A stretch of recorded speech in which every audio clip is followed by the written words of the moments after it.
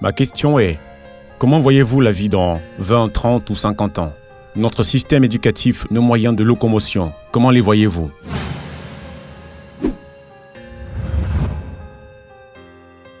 Je crois que c'est difficile de le prédire. Quand tu te rends compte que le premier vol en avion remonte en 1903 avec les frères Wright et que 66 ans après, l'homme a posé ses pieds sur la Lune. Je veux dire que si vous posiez cette question en 1900 aux gens en leur demandant quelles sont les chances pour que les gens visitent la Lune, ils s'en seraient moqués. Et si tu leur parlais d'Internet, ils ne comprendraient même pas ce que tu essaies de leur dire. C'est incroyable, mais aujourd'hui, avec un appareil à $100, tu peux faire une vidéoconférence avec n'importe qui dans le monde. Si tu as un accès à Internet, c'est quasiment gratuit. C'est gratuit d'avoir un accès instantané pour une communication visuelle avec n'importe qui et même avec des millions de personnes.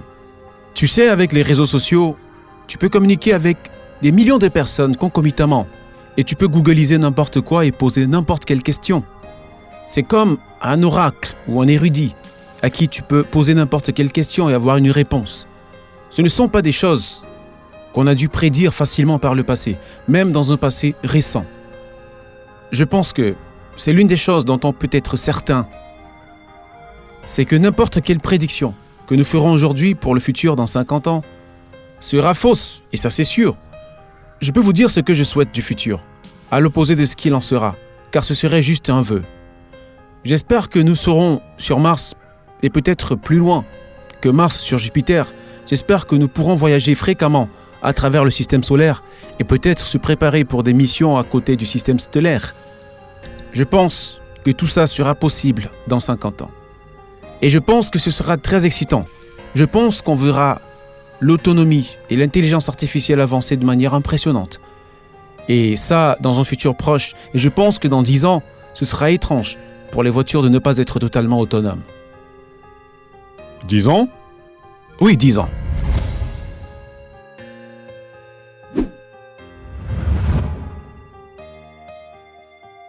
Je pense l'un des problèmes avec les médias sociaux qui a été souligné par de nombreuses personnes est que je pense particulièrement à Instagram.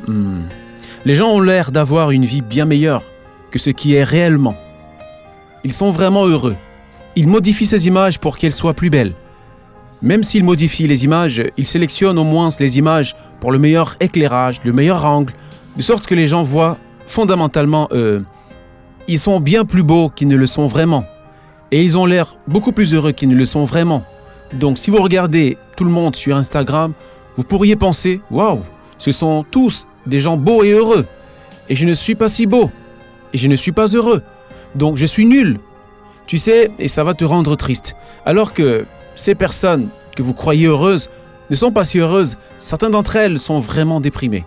Elles sont très tristes. Certaines des personnes qui semblent les plus heureuses sont en fait des personnes tristes dans la réalité. Les gens pensent généralement à eux-mêmes par rapport aux autres. C'est comme si nous redéfinissons constamment nos attentes. Si vous regardez une émission comme Nu et effrayé, ou si vous venez à essayer de vivre seul dans le bois pendant un moment, les gens veulent revenir à la civilisation assez vite sur Nu et effrayé. Ce n'était pas qu'une citation de Thoreau. La comparaison est un voleur de bonheur. Oui, le bonheur, c'est la réalité au-delà de nos attentes.